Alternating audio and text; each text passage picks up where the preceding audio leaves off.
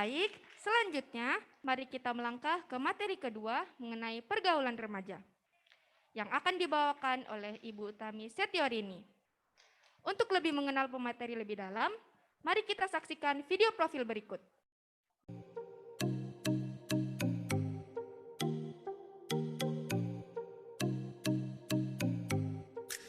Profil pemateri. Utami Setiorini bekerja di BKKBN Republik Indonesia yang saat ini bertugas sebagai Widya Suara di perwakilan BKKBN Sulawesi Selatan. Lulusan sarjana pada jurusan Sosiatri Visipol UGM pada tahun 2002 dan disusul pada konsentrasi manajemen strategi di MMUGM tahun 2006. Pernah bekerja di swasta pada jasa distribusi pupuk pemerintah dan semen Indonesia. Bergabung dengan BKKBN pada tahun 2010 dan mengikuti beberapa kegiatan pelatihan untuk persyaratan sebagai seorang pelatih atau Widya Suara.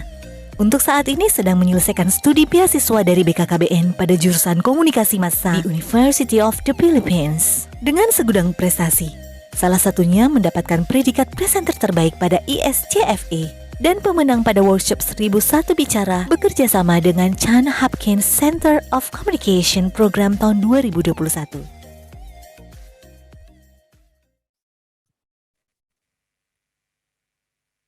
Kepada Ibu Utami, kami undang naik ke atas panggung.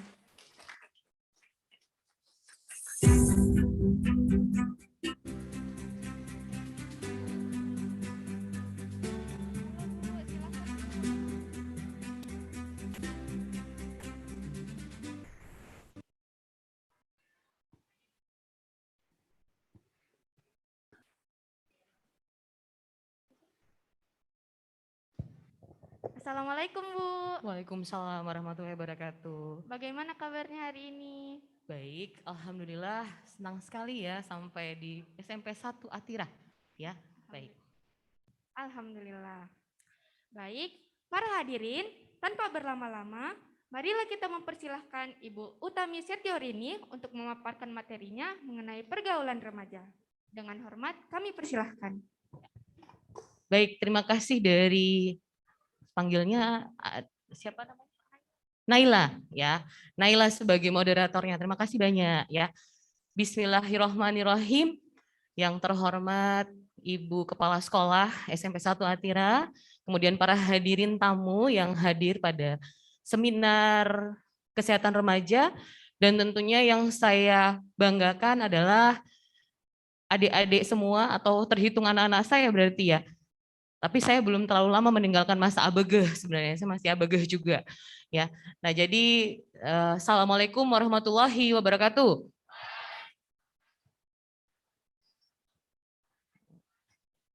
Bagaimana? Sehat-sehat semua? Bagaimana kabar tak ini setelah 2 tahun tidak tatap muka, hanya tatap maya? Bahagia? Harusnya bahagia. Setelah 2 tahun tatap maya di rumah bikin apa? Gadget, ya. Ada istilahnya kalau misalnya kita lagi di rumah SFH itu school from home ya. Terus ternyata orang tua tak juga WFH ya, work from home. Jadi ada istilahnya itu orang sana bilang L4. Kita tahu L4? L4, lo lagi. Di depan lo, di belakang lo, di kamar mandi lo, semuanya lo. Ya, ketemu kamu lagi, ya. Rasanya bosan enggak? Bosan? Tidak, Ji, ya. Ada hobi baru? Apa hobi baru tak? Akhirnya muncul yang namanya generasi baru. Generasi apa itu? Generasi rebahan, ya. Semoga kita mulai hari ini sudah tidak rebahan lagi ya. Bangun semuanya. Ya, berarti ada 2 tahun kita di rumah itu istilahnya belajar bagaimana kita berkenalan lagi dengan orang tua tak. Kalau orang tua tak sibuk, berarti kita hari-hari harus mengenal kembali orang tua tak, kan? Nah, sekarang kalau sudah mulai sekolah lagi, terus orang tua tak juga mulai kerja lagi, berarti kan sudah jarang bertemu lagi, ya. Nah, itu sebenarnya kita dikasih hikmah. Kenapa 2 tahun kemudian kita tidak bisa bertemu, ya. Jadi hanya di rumah saja. Bagaimana, sudah siap mau materi? Ya, sebenarnya bukan materi berat sekali kalau materi ya. Cukup Ibu Dokter tadi yang berat-berat ya. Kalau saya hanya mau berbagi, ya mau istilahnya mengetahui bagaimana, jangan-jangan ilmu yang banyak dari semuanya ini adik-adik kita ya, anak-anakku semuanya. Ya, jangan sampai begitu 2 tahun ternyata kita sudah banyak sekali dapat ilmu dari Google ya. Karena tiap hari buka Google, belum tentu saya buka Google. Ya, saya harus punya kegiatan yang lain. Nah, ternyata adik-adik semua punya waktu lebih banyak di rumah untuk istilahnya belajar di dunia maya. Ya. Nah, kalau begitu daripada saya duduk, saya izin berdiri aja ya. Saya mau lebih dekat sebenarnya dengan teman-teman. Saya biasanya kalau bermateri saya jarang di atas panggung, soalnya saya mau bertanya-tanya. Saya mau ngobrol, saya mau cerita bagaimana. Jadi saya izin Ibu Kepala Sekolah dan Ibu hadirin yang ada di sini dan Bapak, saya mau ngobrol aja dulu, yang santai, ya. Baik, semua teman-teman saja ya. Saya belum terlalu lama meninggalkan masa ABG soalnya, ya. ABG, ya. Jadi enak enggak jadi remaja sebenarnya? Enak dong. Remaja itu posisi paling enak, ya. Di sana senang jadi remaja tidak? Sebelah sana? Kenapa di sini lebih bersemangat di sini daripada di sini ya? Di sini kurang sarapan? Di sini? Siapa yang sudah cepat-cepat mau tua? Siapa? Siapa? Angkat tangan, siapa yang mau tua duluan? Seandainya bisa ditukar, saya mau tukar dengan salah satu dari kita. Siapa yang mau tua sekali, Mi? Siapa yang sudah pakai lipstik ombre-ombre sekarang? Ya, di sini juga. Siapa Mi yang sudah belajar grepe-grepe sebelah kiri sini? Berarti sudah mau jadi orang tua. Padahal umurnya baru berapa, Bu? Rata-rata? 13-14 itu masa keemasan. Ya. Jadi masa di mana orang barusan ini kasihan tumbuh semua sel-selnya. Ya. Dan otaknya umur 13-14 itu sudah sama dengan orang dewasa. Ya. Sama, tetapi jangan mentang-mentang seperti orang dewasa, kita juga maunya seperti orang dewasa. Hanya otaknya, belum perilakunya. Butuh jam terbang. Ya. Jadi sama kalau kita naik sepeda, ini baru bisa naik di sadelnya. Baru mau pedal ini. Itu umur 13-14 tahun. Ya. Jangan jadi anak remaja yang sota. Ya. Jadi siapa yang mau tua ini? Siapa yang sudah duluan mau tua? Kita mau tua ada yang mau tua di sini? Mau makin jadi tua? Tidak. Tidak. Mau makin juga jadi tua? Tidak. Ya, jangan buru-buru jadi tua. Ya. Baik, kita akan mulai sama-sama ya. Kalau ada yang mau bertanya silahkan, langsung juga tidak apa-apa. Ya, enggak usah nunggu sampai selesai. Kalau misalnya tiba-tiba, Mbak Tami, saya mau bertanya, silahkan. Oke, kita mulai. Next slide. Ya. Baik, kita akan bersama-sama berbagi namanya perilaku beresiko, era digimik atau digital pandemik. Walaupun sekarang sudah tatap muka, ya, tidak tatap maya lagi, tapi kita masih dalam kondisi pandemik. Kenapa masih kondisi pandemik? Iya, masih pakai masih bakar kita gini. Terus di Jakarta ada yang namanya varian baru. Apa namanya varian baru? Apa namanya varian baru? Apa? Jenis virus corona yang baru namanya apa? Omikron. Ya, Omikron masih bergentayangan di mana-mana. Mudah-mudahan di portal di Bandara Sultan Hasanuddin tidak masuk di sini ya. Hanya di Jakarta saja. Baik, ya. Kita akan sama-sama mengulas secara singkat. Karena masalah remaja pergaulan itu banyak sekali. Bisa-bisa saya bisa berdiri sampai subuh di sini kalau mau dikupas semua. Ya. Jadi saya hanya menyampaikan highlight bagaimana sebenarnya kondisi remaja. Saking senangnya saya dengan remaja, saya malas nikah. Ya. Saya malas nikah karena senang banget jadi remaja itu, teman-teman. Ya. Remaja itu dia seperti orang dewasa, tapi belum jadi orang dewasa. Ya. Sudah dianggap besar sama orang tuanya, tapi belum dilepas ekornya, itu remaja. Ya. Baik, next slide. Kita lihat. Oh, tadi sudah diperkenalkan ya. Nah, oke, next lagi. Jadi jangan panggil nama saya ibu-ibu ya. Jangan bu-ibu, panggil Mbak Tami saja. Tadi kakak boleh ya. Kakak Tami boleh ya. Biasanya kalau mau ngobrol-ngobrol silahkan. Oke, next saja. Tadi sudah diperkenalkan ya. Jadi ini adalah kurikulum vitae saja saya tadi ya. Jadi saya itu namanya memang nama sono-sono. Tapi saya putri asli Sulawesi Selatan. Saya lahir dan besar di Sulawesi Selatan. Tapi saya lulus ketika SMA, saya lulus di Gajah Mada. Kemudian saya berkesempatan ke luar negeri untuk belajar dan balik lagi ke Sulawesi Selatan. Ya, menikah lagi sama orang Bugis. Jadi sudah jadi orang Sulawesi Selatan. Nah, di situ ada email saya. Email saya di usetiorini@gmail.com atau yang formal utami.setiorini@bkkbn.go.id, dan semua media sosial saya nyala. Ada Line, ada WhatsApp, ada Twitter, ada Facebook, ada Instagram, ada Instastory. Kalau ada yang mau ditanyakan, atau mau konsul, atau mau unek-unek, atau mau curhat, atau mau nangis-nangis itu biasa. Ya, silahkan DM atau ngobrol. Jangan sembarang curhat. Ya, nanti masuk lambe nyinyir atau lambe turah. Ya, baik, next slide. Nah, saya perkenalkan dulu ya, karena saya orang BKKBN atau kepanjangannya Badan Kependudukan dan Keluarga Berencana Nasional. Kalau dulu lambangnya yang ada gambar keluarga sebelah kiri ya. Nah, sekarang lambangnya sudah lambang cinta. Jadi dulu lambangnya tagline-nya seperti ini nih, 2 anak cukup. Kalau sekarang lambangnya sudah jadi kayak gini nih, ya, Sarangheo, ya. Nah, itu tagline-nya adalah berencana itu keren. 2 anak lebih sehat.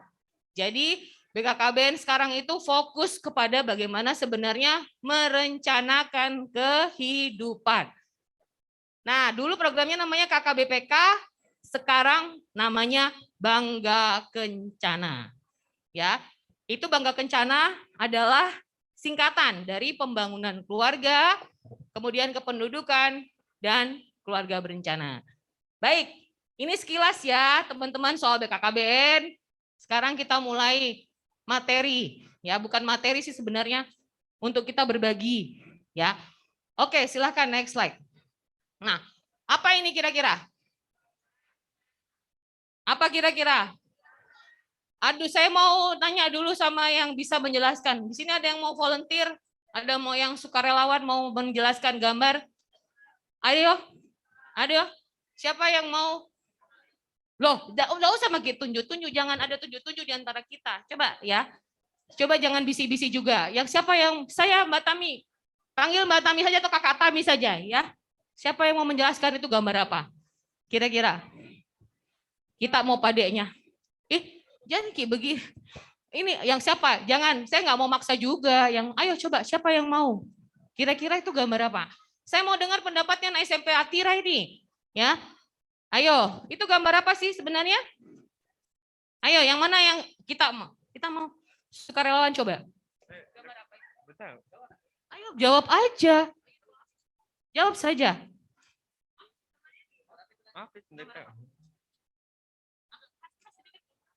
Enggak tahu. Ya, oke, enggak tahu. Ya, kita pindah ke depan. Ada yang tahu kira-kira gambar apa? Tahu enggak? Tawuran. Gambar tawuran. Ya, pernah tawuran enggak? Enggak. Pernah berkelahi? Sama kakak. Sama kakak. Iya, bagus sih kalau sama kakak. Toh, karena kalau sudah sembuh kan peluk-pelukan lagi. Yang susah kalau tawuran sama orang lain, ya. Susah damainya. Ya. Bagaimana waktu rasanya kita berkelahi? Apa? Enak. Sakit. Baru kalau sama kakak badannya lebih gede. Saya lebih gede. Oh, gede. Ternyata dia lebih besar daripada kakaknya. Oke, enggak enak. Kalau sebelah kanan saya tanya itu gambar apa lagi sekali lagi? Tawuran. Sudah pernah tawuran? Berkelahi? Sudah. Sama siapa berkelainya? Adek. Sama adik. Bagaimana rasanya berkelahi sama adik? Seru. Berapa kali kita berkelahi sama adik, Tak? Enggak terhitung. Nggak terhitung. Oke, baik. Ternyata pengalaman berkelahi itu sudah dari kecil sudah pernah dialami ya. Kalau yang punya kakak, yang punya adik. Nah, kalau yang sendirian ini berkelahi dengan siapa? Ya? Dengan siapa? Hah? Kasih besar-besar suara tak? Saya tidak dengar suara tak. Coba. Kalau sendirian berkelahi dengan siapa? Ya. Dengan siapa? Cermin. Oh, dengan cermin.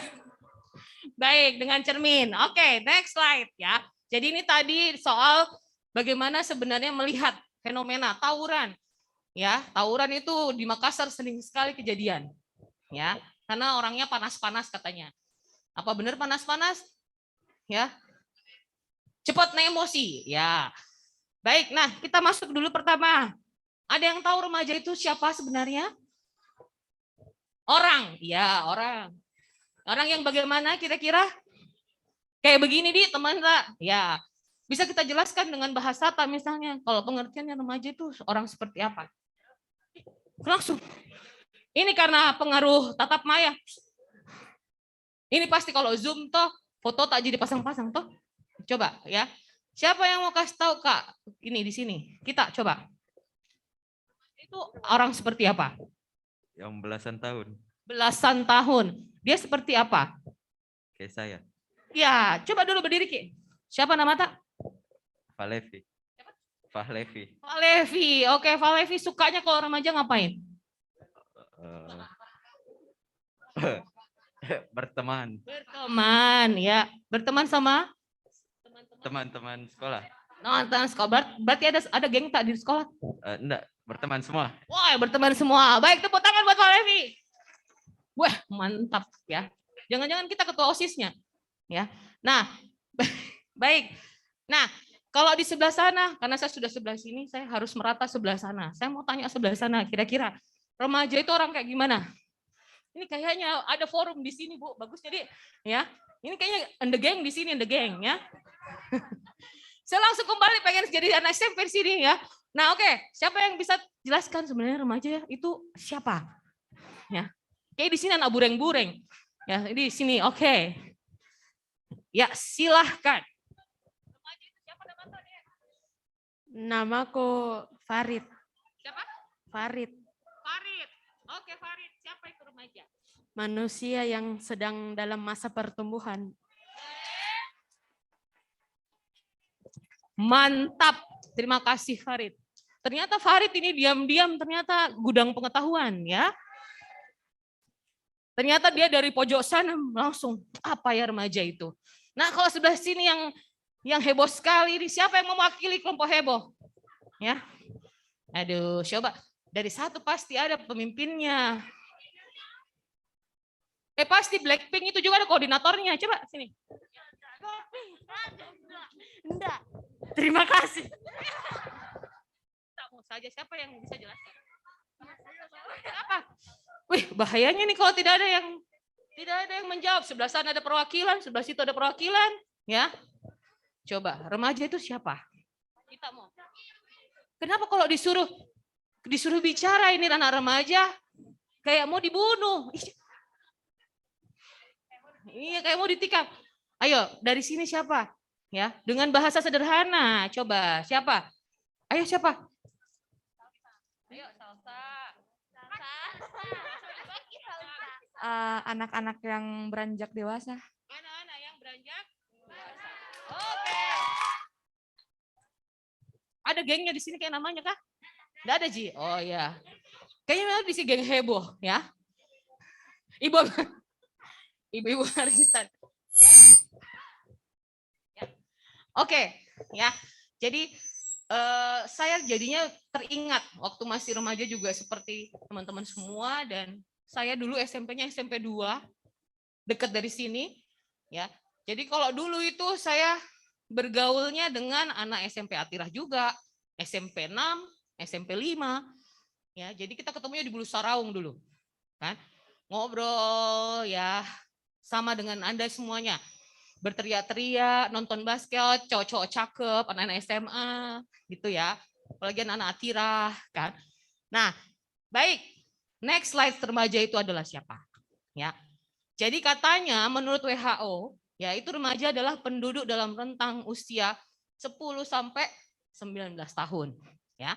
Menurut Peraturan Menteri Kesehatan Republik Indonesia nomor 25 tahun 2014, remaja adalah penduduk dalam rentang usia 10 sampai 18 tahun, dan menurut BKKBN adalah remaja itu yang usianya 10 sampai 24 tahun dan syaratnya belum menikah. Jadi kalau menurut kami, ya, walaupun usianya sudah, misalnya usianya 21 tahun, tapi kalau dia sudah menikah, berarti dia sudah tidak tergolong lagi remaja. Dia sudah kick out dari kondisi remaja. Ya, baik. Next slide. Kita lihat. Nah, sebentar, satu-satu, ini dulu, ya. Kebutuhan remaja itu apa saja sebenarnya? Makanan, apalagi? Snack, apalagi? Apalagi? Kuota, apalagi? Wifi, apalagi? Handphone, apa? Kasih sayang. Yeay, kasih sayang sudah ada ya di situ ya. Jadi secara umum kalau kita lihat ada di sini namanya piramida Maslow. Nah, ini urutan sebenarnya kebutuhan manusia secara umum. Nah, remaja masuk manusia tidak? Ya, berarti kita lihat. Yang paling bawah itu apa? Ternyata kebutuhan kita. Kebutuhan kita apa? Tidur. Psychological needs, ya. Jadi yang paling mendasar adalah kebutuhan kita yaitu makan, minum, terus tidur juga, ya. Jadi sandang, pangan, dan papan. Jadi kita makan, kita pakai baju, ya. Kita punya tempat berteduh. Itu adalah kebutuhan paling dasar. Naik lagi ke atas, ya. Kita punya namanya kebutuhan safety needs atau kebutuhan rasa aman. Kalau sudah punya rumah, berarti rumahnya harus ada pagarnya supaya tidak masuk maling, pencuri, ya. Nah, itu. Kemudian kalau sudah terpenuhi rasa aman, berarti naik lagi ke atas dikit. Yang namanya kebutuhan apa tadi, Di? Ya, kasih sayang. Ya, ini kasih sayang, ya. Begitu kemudian semua yang sudah terpenuhi di level ketiga, naik lagi yang namanya kebutuhan esteem needs. Apa itu esteem needs? Yang namanya kebutuhan harga diri. Makanya sekarang remaja itu suka sensi karena dia sudah mulai paham apa yang namanya harga diri. Contohnya bagaimana? Kalau di rumah tak, dulu kalau masih anak-anak, kita tidak pernah ditanya sama orang tua tak, kan? Pasti kalau misalnya orang tua tak pergi, yang penting pergi saja. Tapi kalau sudah usianya masuk SMP, orang tua tak pasti bertanya, mau ke kemana nak? Makan apa? Apa kita butuhkan nak? Nah itu berarti kita sudah mulai ditanamkan yang namanya harga diri, dianggap ada di dalam keluarga. Ya. Nah, kalau sudah terpenuhi harga diri berarti naik ke atas. Yang namanya aktualisasi diri. Nah, makanya kita masuk ke sekolah. Supaya tercapai ini yang namanya aktualisasi diri. Di rumah mungkin Bapak Ibu orangnya terlalu banyak bicara. Dominan. Apa-apa dia bilang, ya deh, jamu kok. Pintar sekali kok, jamu kok. Nggak usah. Ya, langsung selalu di-cut-cut. Tapi kalau di sekolah, silahkan berbicara. Karena tempat tak memang berbicara di sekolah. Apalagi kalau kita masuk yang namanya organisasi. Ya, masuk OSIS, masuk MPK. Itu tempat tak untuk berbicara. Nah, setelah ini kemudian kira-kira menurut remaja kebutuhan kita yang paling utama yang mana? Kira-kira 3. Ya, ada yang bilang 3. Langsung di sini 3. Cuan, ada yang bilang cuan. Ya, sebelah sana yang heboh, apa kebutuhan tak? Ya, tidur. Ayo, apa? Kira-kira kebutuhan utama tak apa? Sehat. Sebelah sana. Apa kira-kira yang paling utama dari sini kalau lihat? Kasih sayang. Ada lagi di luar itu? Kebutuhan remaja? Aktualisasi diri? Ada lagi? Sebenarnya kalau di gimmick sekarang atau digital pandemic sekarang ini, remaja itu kebutuhannya adalah next. Silahkan diklik 1 kali. Nah, itu dia. Setuju tidak? Makanya banyak anak remaja yang skinny, kurus sekali, karena cuma kerjanya snacking sambil kemudian ngevlog, sambil kemudian dia gaming, ya laki-laki dia lupa. Bahkan dia di Cina itu ternyata ada yang lupa kencing, ada yang lupa pup di celana juga, ya. Karena kasihkan kemudian, karena kebutuhan utamanya ternyata remaja itu adalah WiFi. Ada yang bilang handphone, Bu Mbak Tami. Iya, handphone kalau tidak ada kuotanya tidak ada gunanya. Ya. Jadi WiFi di mana-mana cari password. Masuk ruangan cari password. Atau di rumah sebentar-sebentar kuotaku habis, Pak. Kuotaku habis, Mak. Ya. Itu yang duluan kemudian kita cari. Next. Nah, kita lihat. Nah, sama-sama ya. Kita akan membandingkan namanya remaja, ya. Ada yang namanya milenial, ada yang namanya zilenial, ya. Nah, kita lihat yang milenial. Milenial itu lahir pada tahun 80 sampai 95. Ini generasi saya nih. Ibu kepala sekolah juga. Milenial, berarti saya seumuran dengan ibu kepala sekolah, ya. Kami berdua sudah akrab dengan teknologi awal internet, ya. Jadi teknologi awal internet itu tulisan, Friendster, ya, Facebook, Twitter, Google. Jadi tulisan saja, tapi sudah dari internet, ya. Nah, kemudian kami berdua itu masih bisa membedakan dunia maya dan nyata. Masih sadar kadang-kadang, oh ini yang maya, ini yang nyata. TikToknya itu masih terasa.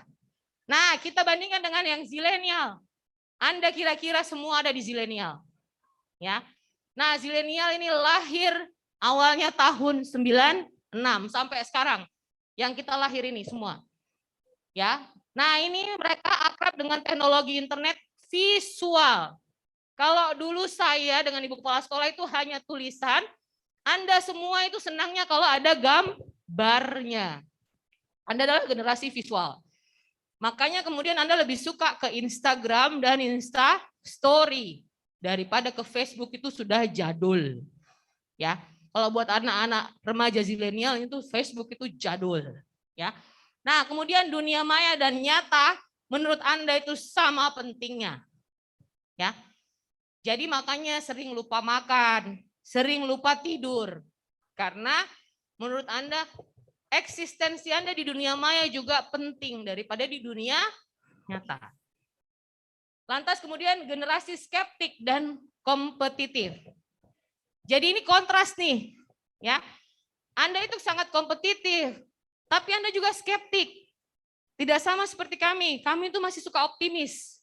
Pokoknya kalau misalnya ada masalah, pasti ada solusinya. Kalau teman-teman lebih kompetitif, adik-adik lebih kompetitif, tapi Anda lebih fragile, Anda lebih rentan. Ya.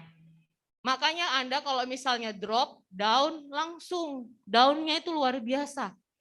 Kunci pintu di kamar tidak keluar-keluar. Ditanya mamanya sama bapaknya, bisu otomatis. Nggak tahu bapak ibunya mau ngomong apa lagi. Ya. Pokoknya intinya semua langsung jadi antisosial. Anak zaman sekarang itu ada namanya introvert. Kalau ditanya saya ini introvert, ya introvert bagus juga, tapi jangan terlalu antisosial. Karena manusia itu adalah makhluk sosial. Nggak mungkin kita hidup sendiri. Saya tanya Ki, kira-kira kalau mati Masuk liang lahat sendiri kah? Pasti diangkat orang kan? Jadi kalau misalnya kalau kita mau bombe orang atau kita tidak mau bicara sama orang, ingat Ki, karena kalau mati pasti harus ada yang angkat. Itu makanya kita harus bicara sama orang. Nah, anak remaja ini paling susah bicara sama orang lain. Ya, dia pilih-pilih. Oke, next. Nah, ciri remaja milenial dan zilenial. Ada kesamaan, jadi senang berkumpul, berinteraksi dengan teman sebaya. Benar tidak? Makanya kalau kumpul dengan teman-temannya rame. Tapi kalau kembali ke rumah, mulai sepi kayak kuburan. Ya, bapak ibunya kadang-kadang nanya, dia sambil lewat. Nah, apa kita bikin di sekolah tadi? Enggak, Ji. Terus bagaimana? Tanya sama guruku deh, Pak. Ya. Jadi luar biasa, padahal ini sebenarnya bapak ibunya sedang berusaha untuk berkomunikasi. Ya. Nah, kemudian sangat percaya dengan teknologi. Percaya enggak dengan teknologi? Sangat percaya. Tidur dengan siapa? Tidur dengan sendiri? Masa bohong tidur sendiri? Tidur dengan siapa? Kasur. Bohong kalau tidur sendiri. Dengan siapa? Dengan HP. Tidak. Ada yang tidak tidur dengan HP? Wah, masih ada yang tidur dengan HP. Oke, alhamdulillah.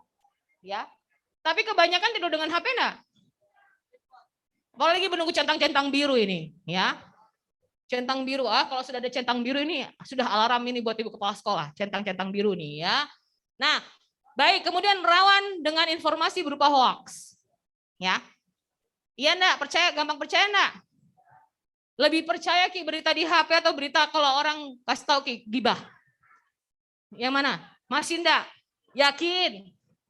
Yakin? Ya. Jadi kalau di dunia komunikasi, karena saya belajar komunikasi 3 tahun di Filipina itu, ya jadi kalau orang komunikasi kita punya yang namanya istilah drowning of information. Jadi tenggelam dalam informasi. Contohnya apa? Suka Ki beli-beli sesuatu online? Oke. Kalau beli online itu pilihannya banyak enggak? Saking banyaknya kita bingung tidak? Galau kayak ini antara yang merah atau yang kuning atau yang itu atau yang ini. Jilbabnya warnanya beda sedikit. Jamu kok dia enggak bagus, enggak sama. Akhirnya 3 hari 3 malam berdiskusi enggak jadi beli jilbab misalnya. Karena saking banyaknya pilihannya. Kalau kita buka Shopee ya atau buka Tokped, kita lihat satu toko dengan toko yang lain harganya bisa kompetitif, bisa beda sekali. Ada yang sampai beda 100.000, ada yang sampai beda berapa. Itu kita pusing yang mana. Akhirnya stok kosong. Ya. Nah, kemudian kita juga rapuh, semangat juang tidak seperti generasi baby boomers. Jadi baby boomers itu generasinya nenek-nenek tak. Generasi pejuang itu, ya. Jadi dia dulu melawan Belanda secara fisik, ya, melawan istilahnya kondisi revolusi itu secara fisik. Kalau sekarang kita melawan penjajah tidak? Siapa yang bilang? Kita merdeka tidak? Merdeka secara fisik, tapi tetap dijajah oleh siapa? Oleh siapa? Oleh teknologi yang punya siapa? Sekarang siapa yang berkuasa teknologi? Siapa? Bill Gates. Ya, Bill Gates salah satunya yang berkuasa teknologi. Jadi apakah Anda yakin Anda merdeka?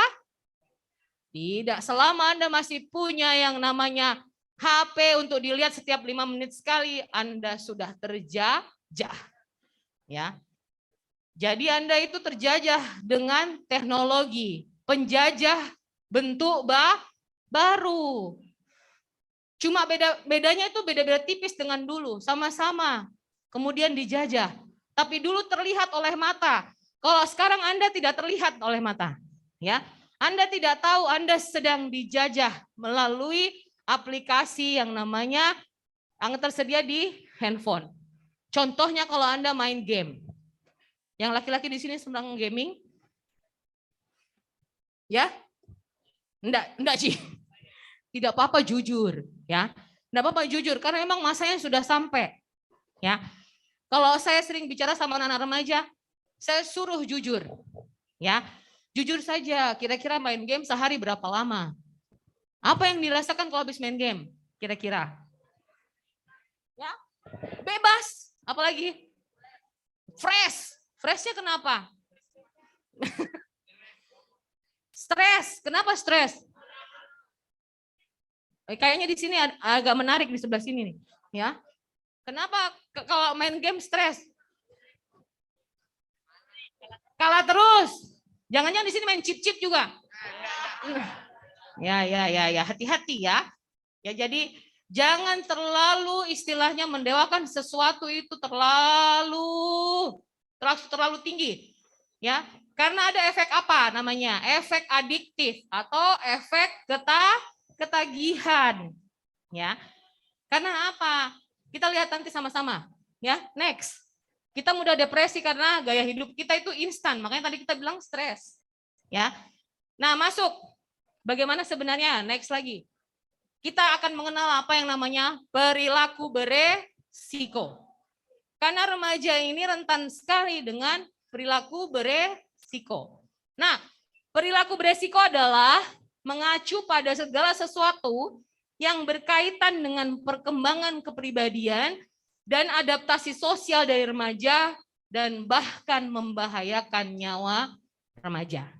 Nah, itu perilaku beresiko. Kita lihat contohnya apa? Nomor 1 sekali itu yang kita anggap sepele, biasa. Ya, karena banyak orang yang melakukan. Padahal ini nomor 1, perilaku beresiko yang mengundang perilaku-perilaku beresiko lainnya. Jadi ekornya banyak. Kalau sudah merokok, gampang dia jadi minum miras. Ya, kalau sudah miras, gampang juga jadinya bolos. Kalau sudah bolos, gampang juga cari-cari barang yang lain. Apalagi kalau uang jajannya banyak. Ya.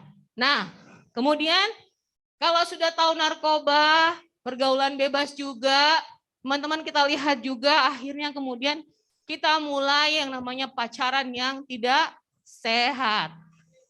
Nah, pacaran tidak sehat ini lihat YouTube, lihat selebgram, liburan kemana-mana berdua padahal belum nikah. Ya, bahaya sekali. Kalau sudah kemudian hamil di luar nikah, masih anak-anak, dibuang sama orang tua, akhirnya hidup berdua, kerjaannya jadi mencuri, bisa jadi tawuran, ya. Dan ini kebut-kebutan nih sudah mulai ada lagi kalau kita kemudian sudah sekolah tatap muka. Ada yang sudah dikasih motor, ada mungkin bahkan yang sudah nyetir, ya saya tidak tahu mungkin harusnya yang nyetir nggak boleh masih SMP ya. Baik, next kita lihat. Nah, merokok, saya mau bahas dulu merokok. Ya, ada yang sudah pernah merokok. Ada yang di sini yang sudah pernah nyoba rokok? Nyoba. Saya izin sama ibu kepala sekolah, kalaupun ada itu nggak ada masalah. Kalau pernah nyoba kira-kira, ya. Karena sekarang memang susah kalau misalnya berkumpul, terus kalau mau gaul itu harus ada syaratnya misalnya. Nah, sebelah kiri sini, cowok-cowok ada yang sudah pernah nyoba rokok? Tidak dihukum, Ji, tidak. Ya. Cuma mau tanya saja rasanya kayak apa. Ya, saya diam nih. Oh, no sensi. Saya cuma tanya, ya. Ada yang sudah pernah coba rokok? Coba rokok sudah ada? Rasanya kayak apa sih merokok? Saya ke sana lagi deh. Kayaknya di sini menarik sekali ya. Ada yang sudah pernah nyoba rokok? Itu bisa terjadi misalnya kalau kakak-kakak juga merokok, enggak ada masalah, makanya saya tanya. Ya, ada yang sudah pernah ngerokok? Belum. Sudah pernah rokok? Nyicip satu kali, cheating, enggak. Ya, aman Bu kepala sekolah, aman. Ya. Takut. Padahal, nah, merokok itu efek jangka panjangnya next ini. Ya, ini perbandingan antara paru-paru yang merokok dengan paru-paru sehat. Ya, sekarang saya tanya, apakah Anda bisa melihat organ tubuh Anda sendiri? Apakah transparan, Mbak Danta? Tidak. Terus kalau misalnya tidak, apakah Anda semena-mena masukkan semua barang-barang ke dalam badan tak? Ya. Nah, sedangkan makanan saja tadi disuruh pilih-pilih sama ibu dokter. Tidak sembarang makanan harus masuk. Ya, apalagi kalau benda asing yang bukan makanan. Ini rokok makanan bukan? Nah, kenapa dia harus masuk? Nah, itu saya tanya, itu logika pertama kan? Nah, kira-kira toh. Jadi, ini bandingannya. Siapa yang mau yang paru-paru yang sebelah kiri? Siapa? Saya terus. Kayaknya Dimas SBN kah? Sasaran bully nasional kita kah di kelas tak? Bukan, bukan ya. Sebelah kanan itu siapa yang mau sebelah kanan? Kita mau pasti yang sebelah kanan ya. Merokok itu punya 2 efek samping ya. Bagi perokok pasif dan perokok aktif. Berapa persen persentasenya? Berapa? 50-50. Oke. Tapi ternyata menurut penelitian berapa? 70-30. Ya, hampir benar. Jadi kalau yang aktif hanya akan punya resiko 40%. Tetapi yang pasif, yang tidak merokok, dia punya resiko 60%. Siapa yang duluan mati? Tidak bagus matematikanya ini, terlalu lama ini di rumah.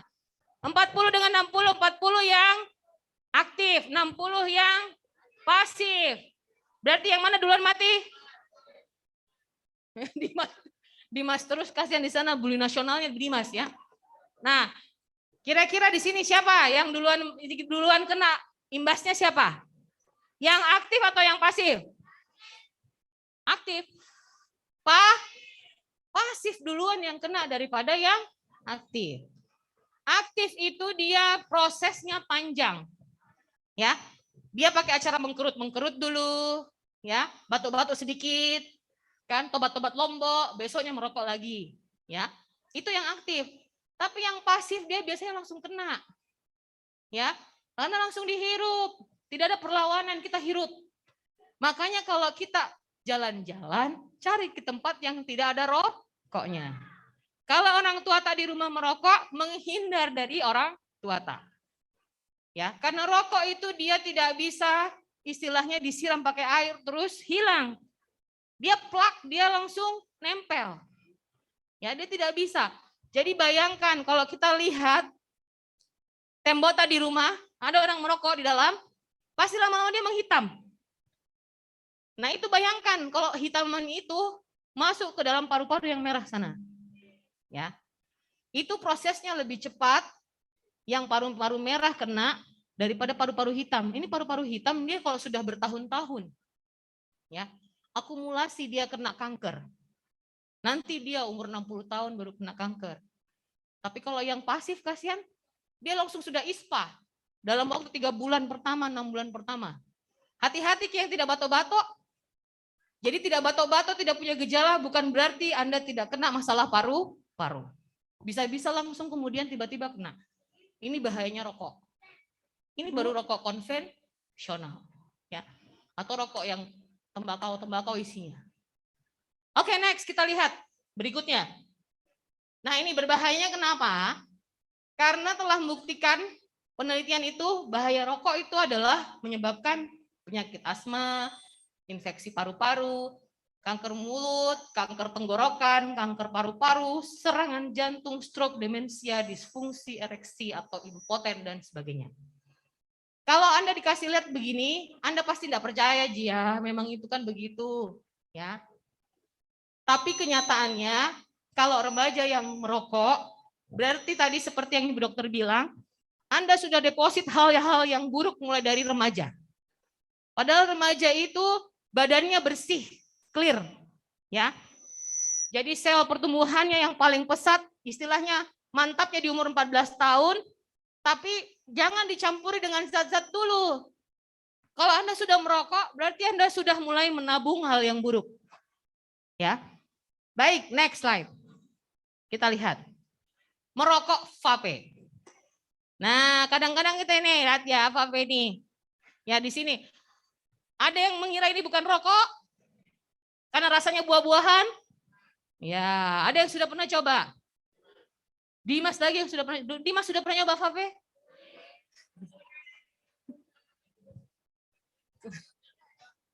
Ini jaket-jaket biru ini sudah pernah vape nih, katanya ibu kepala sekolah. Ayo. Oh, saya tidak jaket biru, Bu, katanya. Ya, tidak, Ji. Saya cuma mau bertanya saja, kira-kira kalau vape ini enaknya apa? Ada yang sudah pernah nyoba belum? Ayo dong nih Mas cerita, bagi sama teman-temannya. Gimana rasanya vape coba? Tidak pernah coba tapi pernah baca. Oh, pernah baca.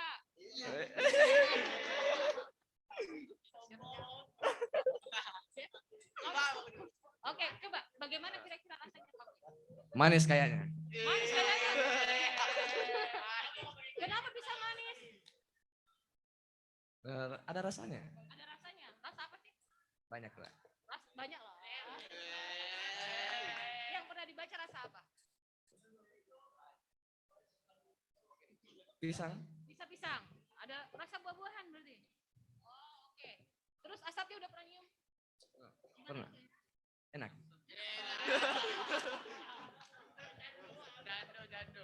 Oke. Berarti di sini sudah ada yang pernah nyoba. Oh, bukan bukan saya. Ibu kepala sekolah tidak apa-apa, Ji, cuma mau tahu gitu. Apa sudah ada yang pernah coba vape gitu. Rasanya bagaimana? Kira-kira kalau di rumah tak ada teman tak? Ada yang pernah bawa vape? Tidak ada, yakin. Sudah pernah coba-coba? Coba dulu ini kayaknya enak ini. Enggak gaul kalau kau enggak vape ini nah. Kira-kira ada? Enggak ada. Ada yang pernah aja? Oh, pernah aja tapi ditolak Bu kepala sekolah. Wah. Mantap. Ya. Oke, next slide kita lihat, ya. Nah, ini ada kejadian, ya, ada kejadian seorang remaja putri, dia itu merasa kalau vape itu bukan rokok. Ya. Karena ada rasa buah-buahannya. Dan ternyata ketika dia mengisap vape, lama kelamaan kemudian dia akhirnya tiba-tiba suatu masa dia drop, dia langsung masuk rumah sakit dan langsung masuk penanganan khusus di ICU. Ya. Ternyata masalahnya adalah ditemukan beberapa kegagalan nafas dalam paru-parunya. Nah itu ditanya, apa yang menyebabkan? Ya, apakah kamu merokok? Tidak. Dia bilang tidak merokok. Tapi ternyata setelah kemudian ditanya lagi lebih mendalam, yakin tidak merokok? Saya merokok vape. Karena aromanya aroma buah-buahan dan bisa menggantikan rokok konvensional, dia katakan seperti itu. Tapi apakah benar dia hanya menggantikan rokok konvensional dan tidak berbahaya? Pernah kita dengar shisha? Adik-adik pernah dengar shisha? Shisha itu rokok dari Iran, ya, yang pakai bejana besar, terus kita tiup-tiup itu, ya kita isap-isap itu, kan?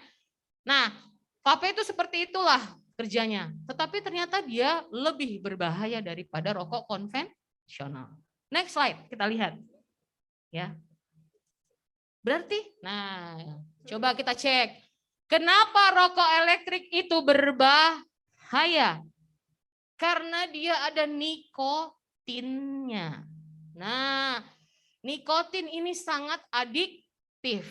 Sekali saja kita coba, besoknya kita mau lagi. Itu nikotin. Itu bahayanya.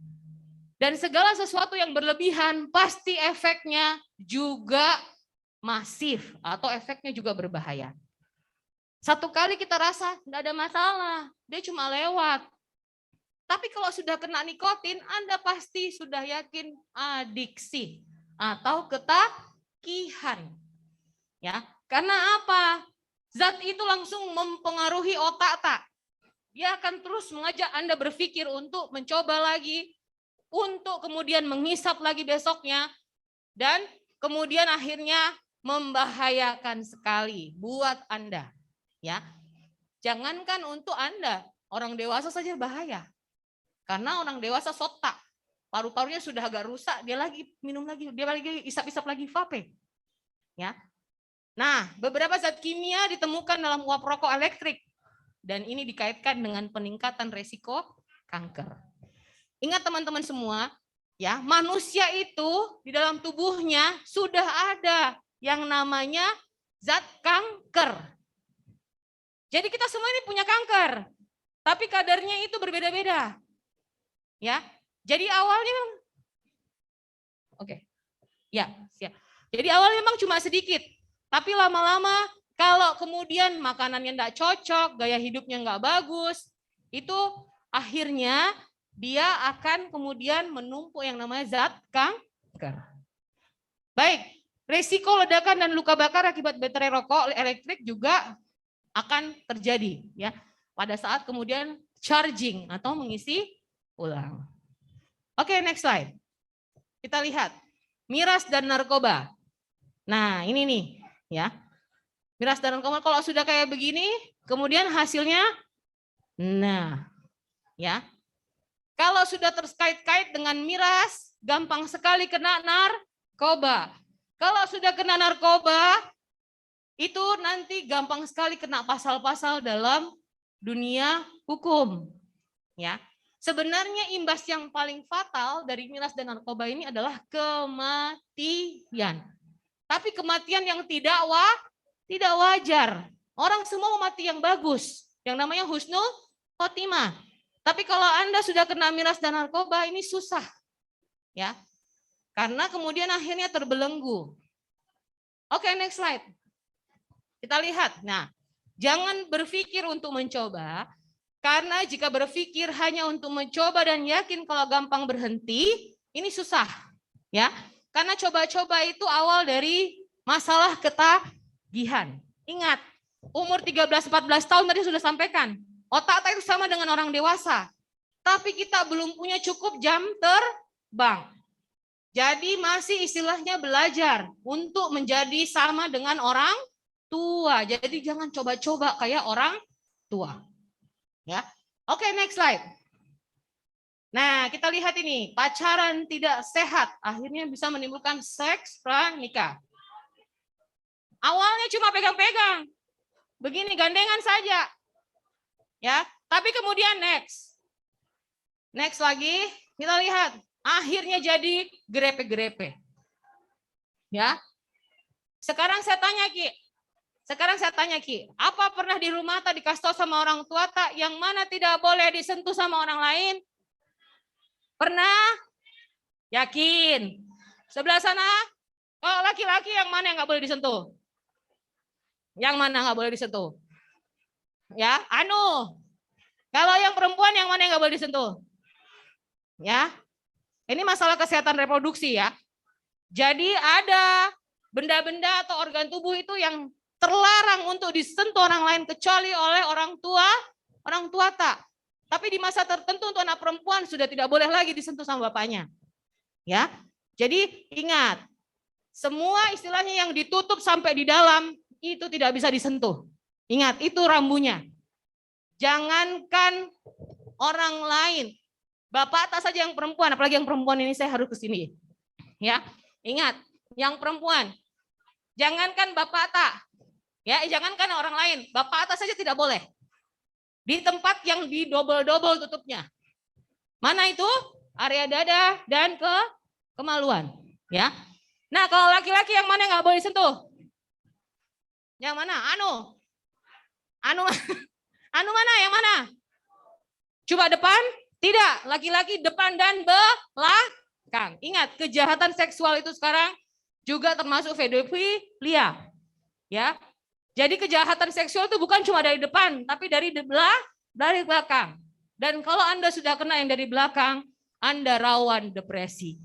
Kalau depresi, Anda rawan bunuh diri. Lebih bahaya kalau laki-laki yang depresi daripada yang perempuan depresi. Dan pedofilia itu berbahaya. Ya, kejahatan seksual untuk laki-laki dari belakang itu akan menimbulkan efek traumatik seumur hidup. Anda cuma hanya bisa dua hal nih kalau Anda kena pedofilia, ya. Anda bisa bunuh diri atau Anda bisa jadi bagian dari pedofil. Itu saja. Jadi bahaya. Hati-hati, jaga diri tak. Jangan dianggap lucu-lucuan. Pegang-pegang depan belakang itu enggak lucu. Ya. Jadi tidak boleh. Kalau di atas-atas boleh. Kalau di bawah itu sudah terlarang. Ya. Ini juga yang perempuan ya. Pokoknya yang di double-double tutupnya itu berarti dilarang untuk disentuh. Oke, next slide. Ya, kita lihat ya. Ini ada gambar anak umur 13 tahun di Pekanbaru yang hamil. Ya, dan melahirkan anak.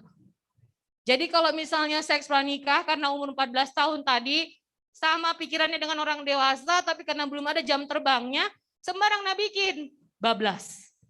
Ya. Akhirnya kemudian masuk ke sebelah kanan. Nulis surat gantung diri. Itu gantung diri tapi di blur. Ya. Karena perilaku bunuh diri ini berbahaya kalau kemudian diperlihatkan sama anak remaja. Karena anak remaja zaman sekarang itu rawan depresi. Ya. Baik, next slide.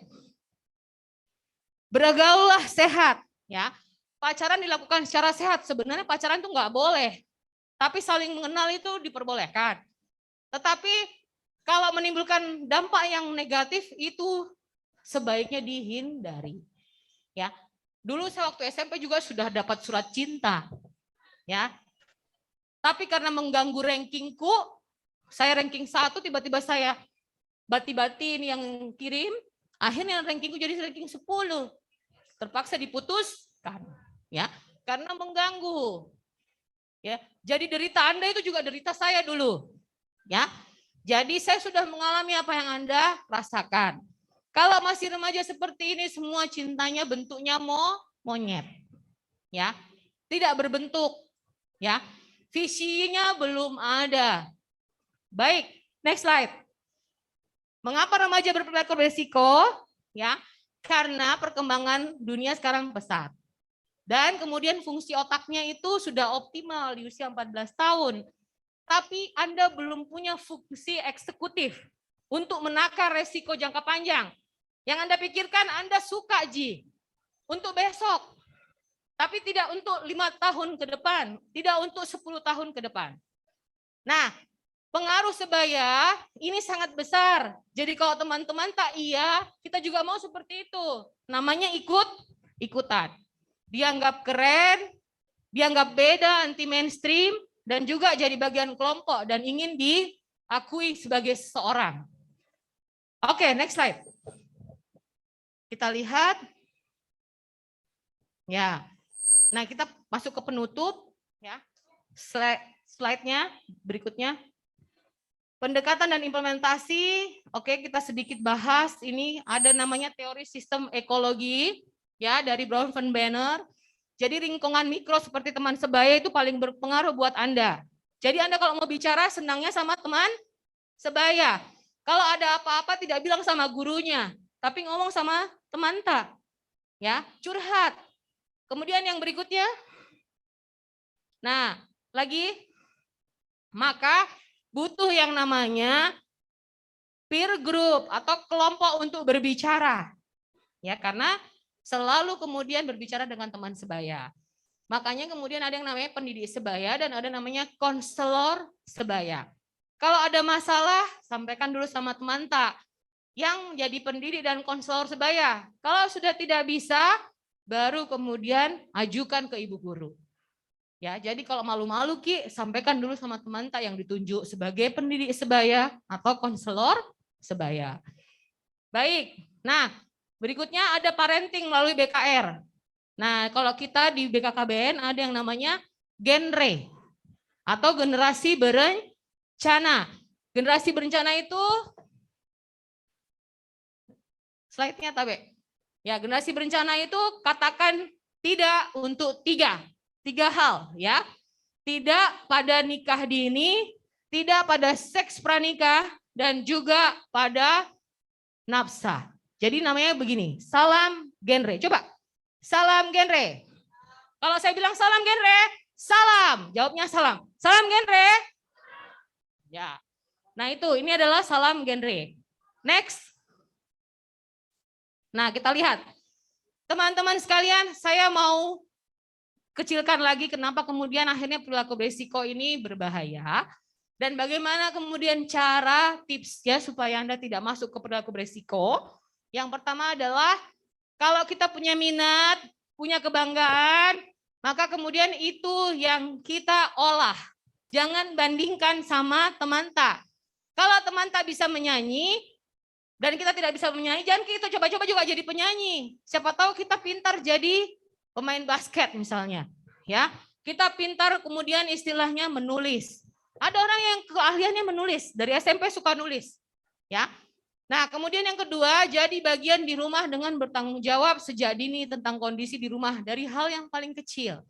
Kalau mau dianggap sama orang tua tak di rumah, biasakan Anda menjadi bagian tanggung jawab dari rumah. Di rumah mungkin ada pembantu, lebih dari 2 pembantu tak atau lebih dari 1 pembantu tak. Tapi biasakan Anda mengurus kehidupan Anda sendiri. Ya, mulai dari sepatu, jilbab, celana, semuanya tolong diatur sendiri. Mulai bertanggung jawab sejak masih remaja. Karena remaja ini butuh jam terbang. Jangan jadi remaja instan yang memang otaknya sama dengan orang tua, mau seperti orang tua tapi tidak mau jadi tanggung jawab seperti orang tua. Harus ada hak dan harus ada kewajiban. Kemudian ada ikut klub kegiatan, misalnya olahraga, seni, pramuka. Tadi kita menonton orang menari. Menari ada sanggarnya, Bu. Di sini ada grupnya. Nah, ada grupnya. Yang suka menari, yang perempuan-perempuan gabung. Yang laki-laki ada grup basket, Bu. Belum aktif. Band, nah band ada. Ya, misalnya ada dance, ada grup dance, misalnya nanti ibu kepala sekolah punya, gabung, join di sekolah. Karena apa? Anak remaja itu kelebihan energi. Ini harus dilepaskan. Kalau Anda mager di rumah, rebahan, nah itu energinya numpuk. Nah, itu harus dilepaskan dengan bentuk-bentuk kegiatan, olahraga, seni, dan lain-lain. Ya, oke, next. Oke, ini pesan saya yang menjadi penutup. Ya, generasi berencana itu punya 5 transisi kehidupan. Ya, nah, next, silakan. Jadi remaja yang berencana itu dia harus melalui fase. Yang pertama adalah mempraktekkan hidup sehat. Ya, jadi Anda sebagai remaja harus sehat dulu. Makanya tadi makannya yang bergizi. Makannya pilih-pilih, jangan yang terlalu banyak gulanya. Kemudian kalau sudah mempraktekkan hidup sehat, Anda harus melanjutkan sekolah. Ya.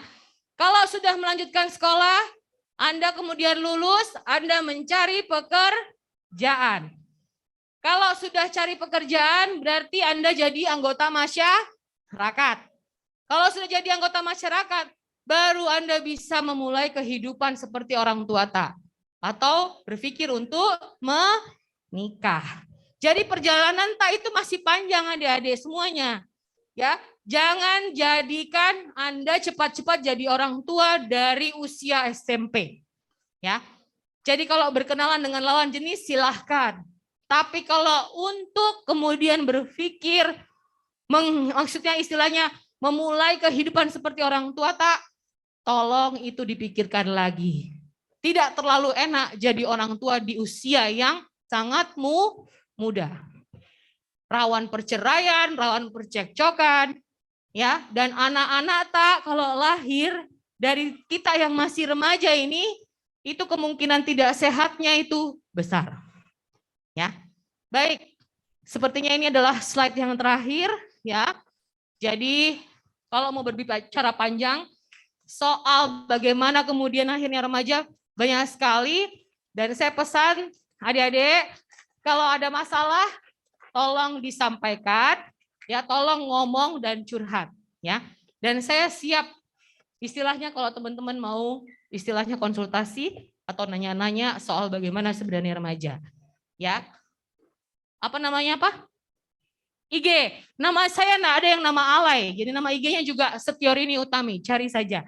Ya, hari-hari saya menerima telepon atau konsultasi dari teman-teman remaja. Jadi jangan khawatir. Saya tidak membuka IG Lambe Turah ya. Jadi masalah Anda tidak akan tersebar kemana-mana ya. Baik ya teman-teman sekalian, adik-adik sekalian. Jadi itu saja ya sharing saya. Kalau ada yang mau bertanya silahkan. Dan saya berpesan sekali lagi, jaga semua kehidupan Anda sebagai remaja lahir batin, jangan terlalu cepat menjadi orang tua ya. Baik, wabillahi taufiq wal hidayah. Wassalamualaikum warahmatullahi wabarakatuh.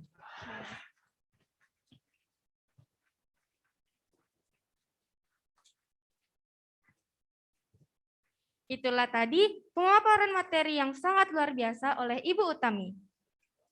Baiklah, berikutnya adalah sesi tanya jawab. Bagi teman-teman yang ingin bertanya, silahkan mengangkat tangan, menyebutkan nama serta kelas. Untuk kesempatan pertama, kami persilahkan kepada teman di sebelah sana.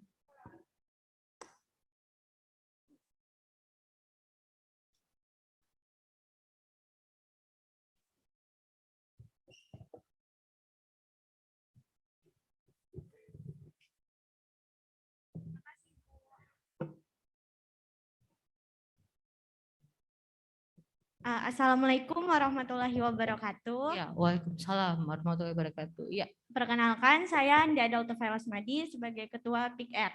Saya ingin bertanya Ibu, mengapa remaja itu sering ingin mencoba atau rasa ingin tahunya itu tinggi, padahal mereka sudah tahu itu tidak sesuai dengan norma-norma. Terima kasih Ibu. Ya. Baik. Silakan Bu. Oh, langsung dijawab. Ya. Baik, terima kasih. Anak PIK ya nih ya. PIK remajanya Atira namanya apa?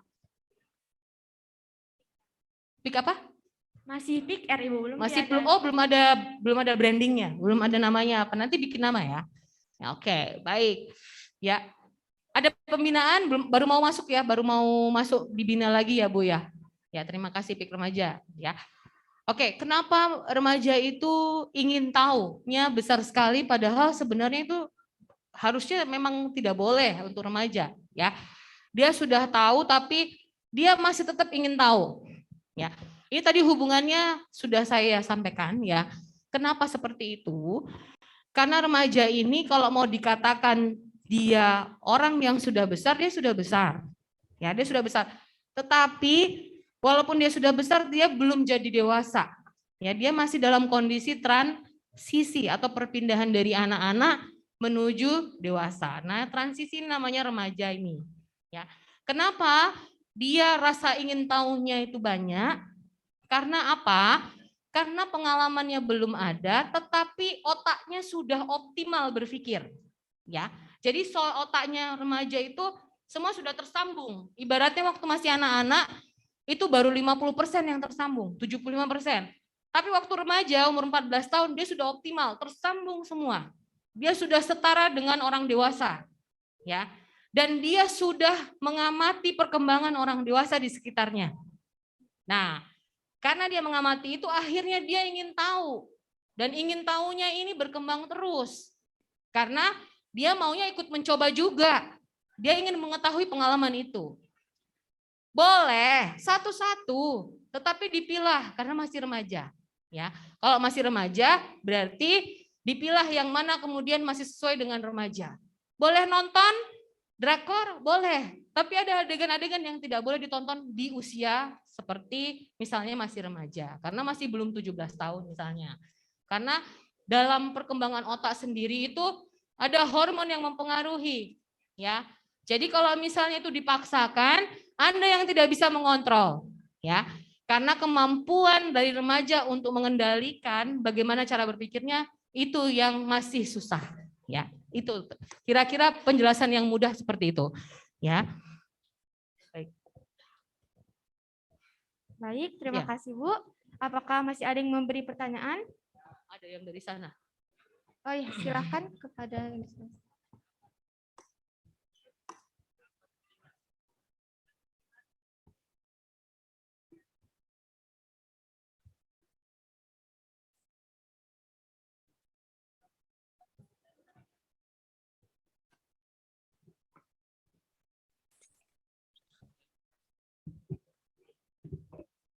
Assalamualaikum. Ya, Nama Waalaikumsalam. saya Muhammad Farid dari Ya. dari organisasi KKR, Baik. Kepala Bidang Pelayanan, Ya. dan saya ingin menanyakan bagaimana cara menghindari pergaulan bebas yang tidak sehat. Ya, baik. Langsung jawab ya. Oke, terima kasih Farid. Farid nih kecil-kecil, diam-diam ternyata dia sudah banyak menganalisa ya. Oke, makasih Farid ya, pertanyaannya bagus sekali. Ya, bagaimana caranya sebenarnya menghindari pergaulan bebas ya. Memang kalau misalnya kalau kita mau menghindar secara strict atau secara langsung itu sulit sekali karena di dalam kelas kita juga tercipta yang kelompok-kelompok ya namanya. Jadi kalau misalnya mau menghindari secara strict itu harus sudah siap dikatakan nerd atau kutu buku atau orang aneh, weird ya istilahnya. Ya. Jadi kalau kira-kira ini orang-orang yang begini kemudian akhirnya kasihan dia orang-orang yang sepertinya dikucilkan ya, tidak bergaul karena kemudian tidak sama dengan yang populer ya. Nah, bagaimana cara menghindarinya? Menghindarinya tentu saja itu tergantung dari bagaimana teman-teman memandang kondisi pergaulan itu sesuai dengan normata ya. Kalau sudah tadi terkait dengan definisinya perilaku beresiko, kalau kira-kira membahayakan untuk kondisi tak, segera hindari. Ya. Jadi misalnya teman-teman tak, ini satu grup-grup begini kan, ngajak kita nongkrong, tapi di dalam nongkrong itu sudah ada yang merokok, kasih tahu pelan-pelan. Ya. Kenapa kita merokok? Sudah 2 kali ini merokok. Kalau begitu enggak ikut malah lagi nah pertemuan ketiga karena kalau merokok begini bahaya nanti saya dimarahin mamaku misalnya atau enggak sehat Kak batuk-batuk atau bagaimana. Begitu banyak cara untuk menghindari. Ya. Nah, itu untuk merokok. Kalau pergaulan bebas pacaran nih, ya. Pacaran ini paling susah terdeteksi, ya. Apalagi sekarang kita punya yang namanya WhatsApp, kan? Cukup pacaran di WhatsApp saja, nanti kalau di sekolah cuma bisa bling-bling, kan kayak gitu. Dan pacaran di WhatsApp ini mengerikannya adalah jangan sampai permainan kata-kata tak lebih parah daripada kalau bertemu langsung. Ya. Jadi teman-teman sekalian, ya, yang laki-laki atau yang perempuan, saya kasih tahu, kalau kita mulai suka lawan jenis, jangan sembarangan bicara di WhatsApp. Ya, berbahaya. Karena apa? Kalau ada sesuatu hal yang terjadi, kita bisa dituntut. Ya, dituntutnya dari bunyi WhatsApp dan ini bisa dilacak.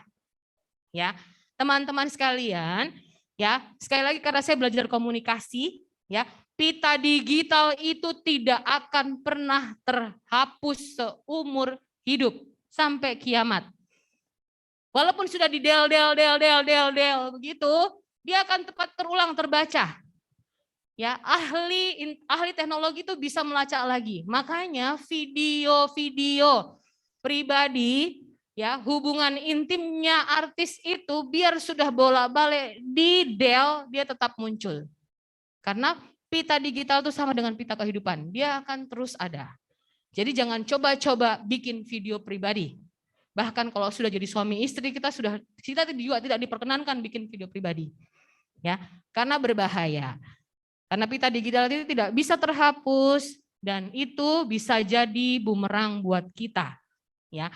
Jadi adik-adik dan teman-teman sekalian, karena perkembangan teknologi sangat pesat, saya harapkan tidak membuat konten-konten yang membahayakan. Karena ini juga termasuk perilaku beresiko sebenarnya. Ya. Karena kalau saya mau gabung semua, kita lama sekali bicara. Memang kita harus istilahnya membedakan mana yang secara fisik bisa langsung, karena kalau digital ini luar biasa, ya.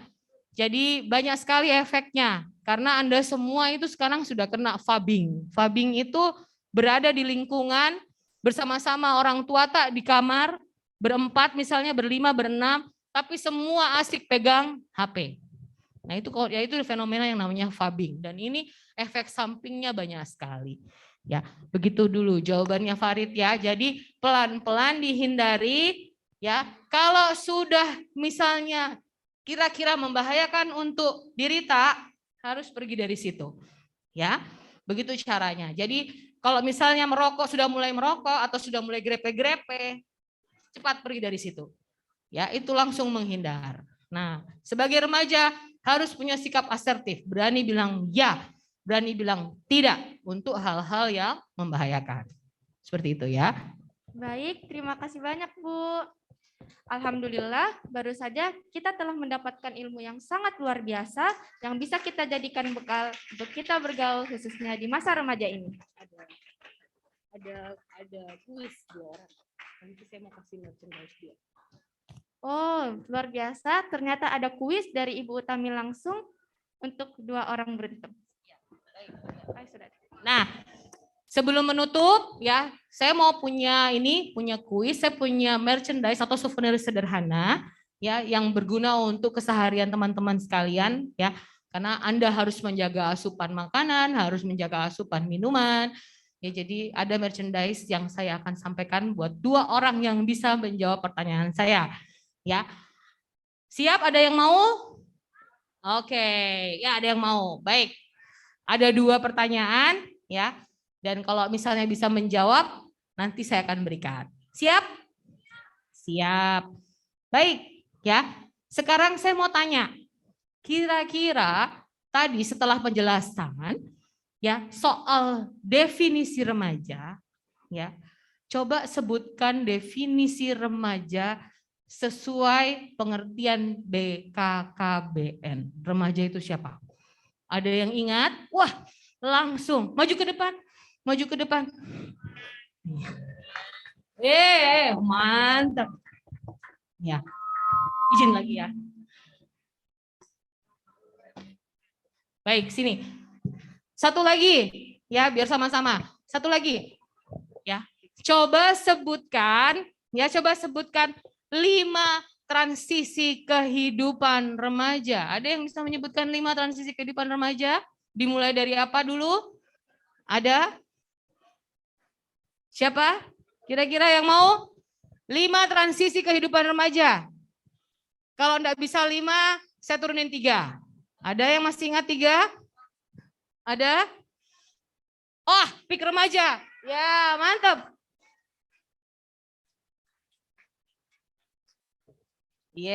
Kanan sini ya. Baik. Ya, oh, cocok. Aduh, gengnya juga memang aduh. Ya, baik. Yang sebelah kiri nama tak siapa lagi? Walaupun tadi saya sudah kenal ya Pak Levi. Sekali ini namanya Pak Levi. Baik. Pak Levi, kelas berapa sih sekarang Pak Levi? 91. Oke, kelas 91. Nah, Pak Levi tadi saya sudah menjelaskan definisi remaja. Ada yang menurut WHO, ada yang menurut Kementerian Kesehatan, ada yang menurut BKKBN. Nah, seingat tak yang menurut BKKBN itu apa? Orang yang berusia 10 sampai 24 tahun dan belum menikah. Ya, mantap. Tepuk tangan buat Pak Levi. Keren banget. Pas banget definisinya. Ya. Jadi remaja itu adalah orang yang berusia 10 sampai 24 tahun dan dia belum menikah. Terima kasih Pak Levi. Jangan dulu bergerak. Ada souvenirnya ya. Nah, oke, berikutnya sebelah kanan saya anak pik ya. Salam genre? Salam. Salam genre? Salam. Ya, oke. Siapa nama tak? Adeli. Iya, oke Adel. Nanti insya Allah kalau sudah berjalan sekolahnya normal, nanti dari kakak-kakak PKB akan datang membina ke sini ya. Oke Adel, seingat Adel dari 5 transisi kehidupan remaja tadi, boleh 3. Nanti saya ingatkan supaya jadi 5. Ya. Jadi yang ingat 3 ya. Oke, silahkan. Yang ingat apa? Yang pertama apa? Hidup sehat. Hidup sehat yang pertama. Oke, yang kedua? Ingat yang kedua. Cari kerja. Sebelum cari kerja ngapain? Belajar. Belajar di mana? Di sekolah. Oke. Benar kan? Sudah ingat 2. Habis kalau sudah selesai sekolah? Cari kerja. Oke, cari kerja. Benar, itu yang ketiga. Kalau cari kerja terus apa? Menjadi anggota masyarakat. Mantap. Kalau sudah jadi anggota masyarakat? Memulai kehidupan berkeluarga. Wah, enggak usah dihafal kan? Tepuk tangan. Mudah ya, Adel? Oke, Adel. Terima kasih banyak. Ya, jadi saya akan berikan souvenirnya sebentar.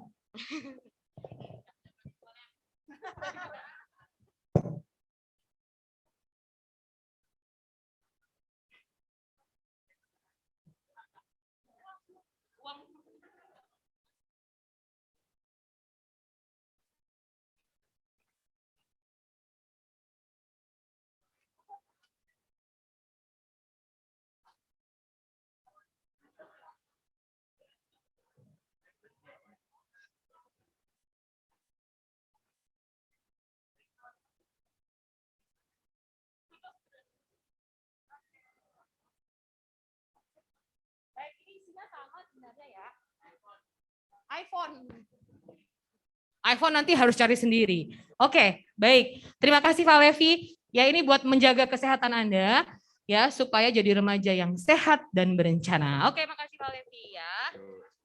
Oke, tepuk tangan buat Pak Levi. Ya, karena hafalnya persis sekali ya. Makasih Pak Levi ya. Semangat buat istilahnya memberi semangat teman-temannya. Baik, Adel. Selamat ya Adel ya. Semoga kamu jadi remaja yang sehat dan juga berencana. Oke, makasih. Baik ya, terima kasih. Jadi saya kembalikan lagi kepada moderator, silakan. Luar biasa sekali Bu Tami. Baik, jadi bisa saya simpulkan, kita harus bijak dalam memilih pergaulan, kita harus tahu yang mana yang membawa kita maju dan yang mana yang membawa kita mundur. Betul Bu? Ya. Baik. Melalui kesempatan ini pula, kami mengucapkan banyak terima kasih kepada Ibu Utami Setiorini. Semoga apa yang diberikan hari ini bernilai pahala di sisi Allah Subhanahu wa Ta'ala. Amin.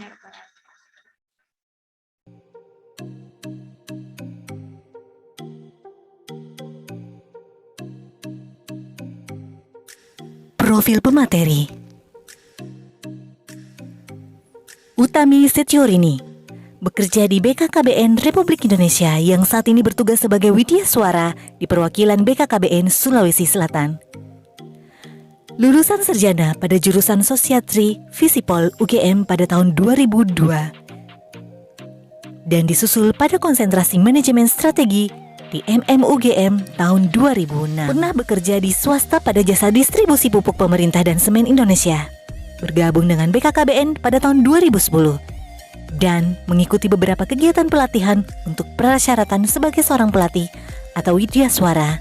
Untuk saat ini sedang menyelesaikan studi beasiswa dari BKKBN pada jurusan komunikasi massa di University of the Philippines. Dengan segudang prestasi, salah satunya mendapatkan predikat presenter terbaik pada ISCFE dan pemenang pada workshop 1001 Bicara bekerja sama dengan Chan Hopkins Center of Communication Program tahun 2021.